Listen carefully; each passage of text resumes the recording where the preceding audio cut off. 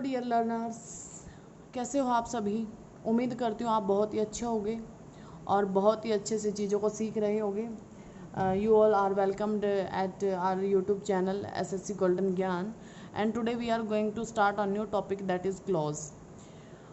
और साथ साथ में हम आज अपना फ्रेज भी थोड़ा डिस्कस करने की कोशिश करेंगे। ठीक है, क्लॉज और फ्रेज को आज हम डिटेल में डिस्कस करने वाले हैं और इसके बाद आपका कोई भी कन्फ्यूज़न क्लॉज और फ्रेज से रिलेटेड नहीं रहेगा, क्योंकि कई बार आप इस तरह के वर्ड सुनते हो तो आप सोचते हो कि ग्रामर में हमने तो ऐसा कुछ पढ़ा ही नहीं था, और पढ़ा था तो अब तक भूल चुके हैं। ठीक है, तो उन चीज़ों को ब्रशअप करने के लिए एक बार वीडियोज़ को देखिए। 10 मिनट के वीडियोज़ में आपका बहुत कुछ डिटेल में आपका रिवाइज हो जाता है।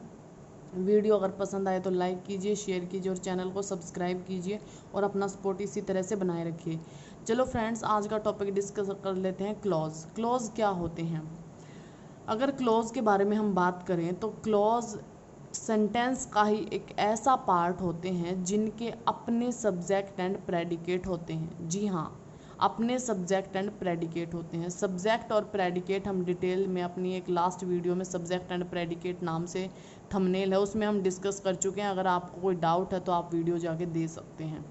ठीक है, तो एक ऐसा क्लोज सेंटेंस का एक ऐसा पार्ट होता है जिसके अपने खुद के सब्जेक्ट और प्रेडिकेट दोनों होते हैं। ठीक है, अब बात करते हैं कि जो क्लॉज है वो हमारे दो टाइप के हो सकते हैं। एक तो सबॉर्डिनेट क्लॉज हो सकते हैं, एक कोऑर्डिनेट क्लॉज हो सकते हैं। ठीक है, और मेन क्लॉज भी होते हैं। इसका मतलब हमारे 3 टाइप के क्लॉज होते हैं। सबसे पहले तो मैं आपको डेफिनेशन लिख देती हूँ क्लॉज की। A clause is the part of a sentence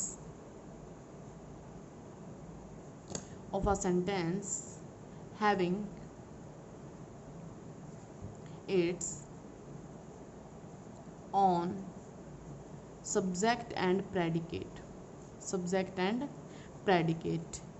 clause एक ऐसा पार्ट होता है सेंटेंस का जिसके अपने सब्जेक्ट और प्रेडिकेट दोनों चीज़ें ही होती हैं। ठीक है, फिर ये सेंटेंस का पार्ट क्यों होता है? अगर इसके अपने खुद के सब्जेक्ट भी है, प्रेडिकेट भी है। ठीक है, अगर प्रेडिकेट है उसी के अंदर वर्ब और ऑब्जेक्ट वगैरह इंक्लूड हो जाते हैं। अगर ये अपने आप में कंप्लीट चीज़ें हैं इसके पास, तो ये सेंटेंस ही क्यों नहीं होता? फिर इसको क्लोज क्यों कहा जाता है? जी हाँ, इसको क्लोज इसलिए कहा जाता है क्योंकि जितना इसके पास इंफॉर्मेशन होती है उतनी इंफॉर्मेशन से ये उस अपने मैसेज को कन्वे नहीं कर पाता। ठीक है, इसको एक्स्ट्रा वर्ड उसमें, एक्स्ट्रा सेंटेंस उसमें जोड़ने की रिक्वायरमेंट होती है। इसलिए ऐसे छोटे छोटे पार्ट्स को, जो वैसे तो सब्जेक्ट और प्रेडिकेट सब कुछ रखते हैं लेकिन कंप्लीट मैसेज कन्वे नहीं कर पाते, अपनी बात को कंप्लीटली नहीं समझा पाते, उसको किसी अलग क्लॉज की भी हेल्प की रिक्वायरमेंट होती है, उनको हम क्या बोलते हैं? क्लॉज बोलते हैं। ठीक है, तो क्लॉज के बारे में एक बार डिस्कस कर लेते हैं। जो क्लॉज होते हैं इसके हमारे होते हैं मेनली 3 टाइप्स। ठीक है, सबसे पहले जो होती है वो क्लॉज होती है हमारी मेन क्लॉज। सॉरी, थोड़ा सा मिक्सअप हो गया। Main clause. जो सेकंड होती है हमारी वो होती है सबॉर्डिनेट क्लॉज। क्या होती है? Subordinate clause. और जो थर्ड होती है हमारी वो होती है कोऑर्डिनेट क्लॉज। क्या होती है? Coordinate clause. अब इनको थोड़ा सा डिटेल में डिस्कस कर लेते हैं। ठीक है, मेन क्लॉज में, सबॉर्डिनेट क्लॉज में, कोऑर्डिनेट क्लॉज में क्या डिफरेंस होता है? अब डिटेल में तो हम इसको अपनी नेक्स्ट क्लास में, अभी आने वाली जो हमारी अपकमिंग क्लासेस हैं उनमें बिल्कुल पूरा टॉपिक उठाएंगे। क्लोज का तो नहीं उठाएंगे, क्लोज का तो मैं आज ही आपको इंट्रोडक्शन वगैरह जो है करा देती हूँ। उनमें हम डिस्कस करेंगे सबॉर्डिनेट क्लोज क्या होती है और कोऑर्डिनेट क्लोज क्या होती हैं और किस तरह से ये कंडीशनल सेंटेंसेस बनाती हैं। ठीक है, तो वहाँ पे हम इनको डिस्कस करेंगे बिल्कुल डिटेल में। अभी हम बात कर लेते हैं जो मेन क्लोज क्या होती है। मेन क्लोज को प्रिंसिपल क्लोज भी बोला जाता है। ठीक है, और ये एक ऐसी क्लोज होती है जो बिना किसी कंजंक्शन के शुरू होती है। ठीक है, कंजंक्शंस, जैसा कि आपको वर्ड से ही पता चल रहा है, कंजंक्शंस का जो काम होता है वो होता है किन्हीं भी दो सेंटेंसेस को, किन्हीं भी दो क्लोजेस को कनेक्ट करने का काम होता है। ये वाला टॉपिक भी अभी हम करने वाले हैं, ठीक है। तो अभी बात कर लेते हैं मेन क्लोज। मेन क्लोज ऐसी क्लोज होती है जो बिना किसी कंजंक्शन के शुरू होती है। कंफ्यूज होने की ज़रूरत नहीं है, एग्जाम्पल से सब समझ आ जाएगा।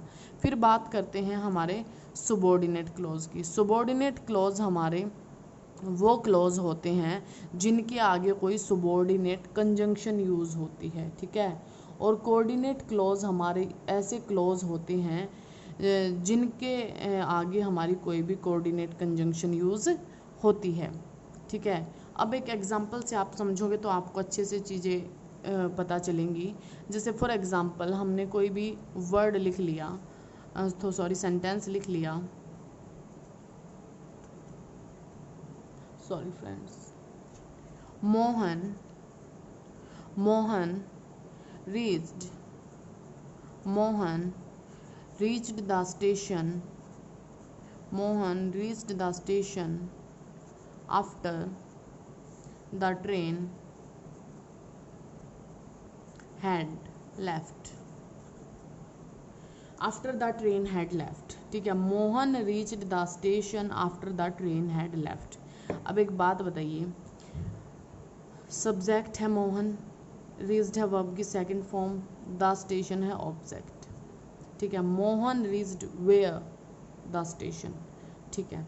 इसका मतलब ये सेंटेंस कंप्लीट है, ठीक है।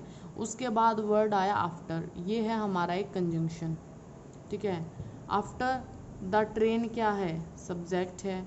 हेड क्या है, हमारा क्या है, हेल्पिंग वर्ब है। और लेफ्ट क्या है, इसकी वर्ब की थर्ड फॉर्म है। इसका मतलब कि ये अपने आप में जो यहाँ से यहाँ तक है ये हमारी क्या है, क्लॉज 1 है। और आफ्टर के बाद जो ये वाला है ये हमारी क्या है, क्लॉज 2 है। Are you getting? ये हमारी क्या है, क्लॉज 2 है, ठीक है।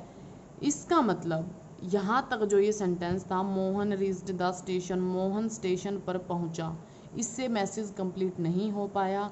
उसके बाद और कुछ भी बताना चाह रहा था, उसने कहा after the train had left, मतलब ट्रेन के जाने के बाद मोहन स्टेशन पर पहुंचा। तो इससे आपको ये पता चला कि क्लोज के पास अपना सब्जेक्ट वर्ब ऑब्जेक्ट सब कुछ होने के बावजूद भी उसको किसी सेकंड क्लोज की रिक्वायरमेंट होती है अपने इंफॉर्मेशन को कंप्लीट करने के लिए। और उस इंफॉर्मेशन को कंप्लीट करने के लिए जब वो सेकंड क्लोज के साथ कनेक्ट होता है तो बीच में उसको किसी कनेक्टर की रिक्वायरमेंट होती है, और वो कनेक्टर का काम करते हैं हमारे कंजंक्शंस, ठीक है। जैसे और, एंड, नोर, बट, सो वगैरह वगैरह जितने भी होते हैं हमारे, वो सब कंजंक्शंस होते हैं, वो करेंगे हम अब आगे अपने क्लासेस में। तो अब कहने की बात ये है, जो क्लॉज है जिसके आगे कोई भी कंजंक्शन नहीं है, मोहन रीच्ड द स्टेशन, ये हमारी मेन क्लॉज है, ये हमारी प्रिंसिपल क्लॉज है, क्योंकि इसके आगे कोई भी कंजंक्शन यूज़ नहीं हुआ है, इसके बाद कंजंक्शन यूज़ हुआ है, ठीक है। वो वाला कंजंक्शन कंसीडर होगा इस वाली क्लोज के लिए, ठीक है। तो इसके आगे जो क्लोज यूज़ हुआ है वो हुआ है हमारा after the train had left के लिए यूज़ हुआ है। इसका मतलब, और जो ये आफ्टर है ये हमारा होता है सुबॉर्डिनेट कंजंक्शन। तो इसका मतलब ये क्लोज भी क्या होगी, सुबॉर्डिनेट क्लोज इसको बोला जाएगा। ये बात मैं आपको ऊपर मेन क्लोज, सुबॉर्डिनेट क्लोज और कोऑर्डिनेट क्लोज से समझाने की कोशिश कर रही थी, ठीक है। इसी तरह से अगर हम अपना, आप कहो कि मेन क्लोज का पता चल गया, सबऑर्डिनेट क्लोज का पता चल गया, आप एक बार कोऑर्डिनेट क्लोज और बता दीजिए। तो एक कोऑर्डिनेट क्लोज से और एग्जांपल देख लेते हैं। जैसे अगर मैं लिखूं, Sita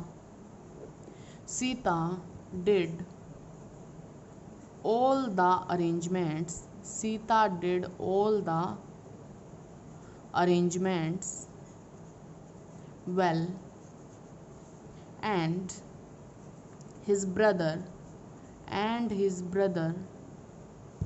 spotted her in it all, ठीक है। Sita did all the arrangements well and his brother spotted her in it all. इस वाले सेंटेंस में आपने यहाँ तक देखा सीता सब्जेक्ट है, डिड उसके पास वर्ब की सेकंड फॉर्म है, ऑल द अरेंजमेंट्स वेल इसका एक अपना ऑब्जेक्ट है, ठीक है, ऑब्जेक्ट कह लो, फ्रेज कह लो, ठीक है। और उसके बाद एक कनेक्टर की रिक्वायरमेंट हुई एंड, क्योंकि उसको कुछ एक्स्ट्रा इन्फॉर्मेशन वहाँ पे देनी थी, तो उसने एंड का यहाँ पे यूज़ किया। उसके बाद उसने बताया his brother supported her in it all, और इन सब में उसके भाई ने उसकी मदद की, ठीक है। तो इसका मतलब क्या है, जो ऊपर वाली क्लॉज है ये है हमारी मेन क्लॉज, एंड हमारा यहाँ पे कंजंक्शन है, और ये हमारी सेकंड क्लॉज है। अब डिपेंड करता है ये कंजंक्शन कोऑर्डिनेट कंजंक्शन है या सबऑर्डिनेट कंजंक्शन है। जितने भी हमारे कोऑर्डिनेट कंजंक्शंस होते हैं वो होते हैं, अब वो हम डिटेल में वैसे डिस्कस कर लेंगे, वो होते हैं हमारे फॉर एंड, और, बट, और, यट, सो। सिर्फ इतने से जो मेन होते हैं, ज़्यादा एग्जाम्स में यूज़ होते हैं, ठीक है। नोट आएगा यहाँ पे, सॉरी, ठीक है। नो फैन बॉयज, ठीक है, मतलब इसी टाइप से होता है, नोट होता है, वो मैं आपको बता दूंगी, ठीक है। लेकिन फैन बॉयज़ इस तरह से इसको याद कर लिया जाता है, फैन बॉयज़ करके इसको याद किया जाता है। फॉर एंड नोर आता है, सॉरी यहाँ पे नोर, बट, और, यट, सो, ठीक है। हाँ, यही होते हैं। तो जो ये होते हैं हमारे कोऑर्डिनेट कंजंक्शंस। तो जो इसका मतलब जो एंड है वो हमारा क्या है, कोऑर्डिनेट कंजंक्शन है। तो कोऑर्डिनेट कंजंक्शन है, तो ये जो हमारी क्लोज होगी ये भी हमारी होगी कोऑर्डिनेट क्लोज, ठीक है। तो यहाँ पे फ्रेंड्स हमारा क्लोज वाला टॉपिक कंप्लीट हो गया है। क्लोज क्या होती है, जिसके अपने खुद के सब्जेक्ट और प्रेडिकेट होते हैं। 3 टाइप की होती है, main close, subordinate close, coordinate close होती हैं। जो मेन होती है उसके आगे कोई कंजंक्शन यूज़ नहीं होती, सबऑर्डिनेट क्लोज के आगे सबऑर्डिनेट कंजंक्शन लगती है, कोऑर्डिनेट क्लोज के आगे कोऑर्डिनेट कंजंक्शन लगती है। यहाँ तक हम अपना डिस्कस कर चुके हैं। अपना phrase, linking verb, non finite verbs वगैरह भी हम अपनी अपकमिंग वीडियोस में थोड़ा इंट्रोडक्शन उनका देख लेंगे। उसके बाद हम अपना ग्रामर में आगे टॉपिक शुरू करने वाले हैं। बहुत ही इंटरेस्टिंग टॉपिक होंगे जो सारे एग्ज़ाम में पूछे जाते हैं। तो इसी तरह से बने रहिए मेरे साथ, और इंग्लिश को बहुत अच्छे से और एक बिल्कुल वेल मैनेज्ड तरीके से सीखते रहिए। उम्मीद हूँ आपको सारे वीडियो, सारे कॉन्सेप्ट अच्छे से क्लियर हो रहे होंगे। और नहीं, अगर कोई टॉपिक क्लियर हो रहा है और आपको कोई डाउट है तो आप कमेंट सेक्शन में पूछ सकते हैं। इसी तरह से अपने प्यार को बनाए रखिए। Thank you friends, bye bye.